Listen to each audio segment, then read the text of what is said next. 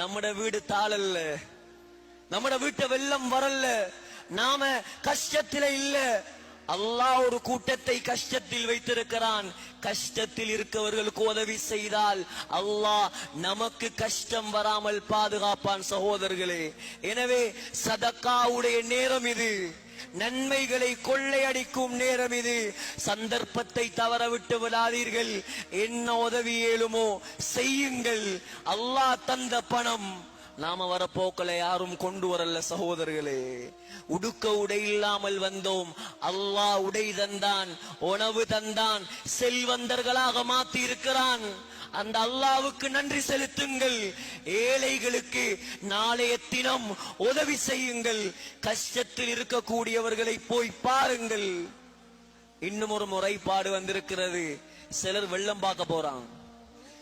வெள்ளம் பார்க்க போறது பிரச்சனை அல்ல, ஆனால் சில மக்களுடைய வீடு இருக்குது, வீட்டு மட்டத்துக்கு தண்ணி இருக்குது. சில வாலிபர்கள் மோட்டார் சைக்கிள்களை அதுல முறுக்கி கொண்டு போறாங்க. அதுல வரக்கூடிய அலைகளால் அவர்களுடைய வீட்டுக்குள் வெள்ளம் வருகிறது. இது அக்கரப்பத்தில் நடக்கிற சம்பவம். ஹுத்பாவில் சொல்ல சொன்னதால் நான் சொல்கிறேன். சகோதரர்களே, நாம் உதவி செய்யாவிட்டாலும் பரவாயில்லை, அநியாயம் செய்துவிடக் கூடாது. தண்ணி வீட்டுக்குள்ள வந்தா எத்தனை லட்சம் ரூபாய் சாமான்கள் வீணாக போகும் சகோதரர்களே.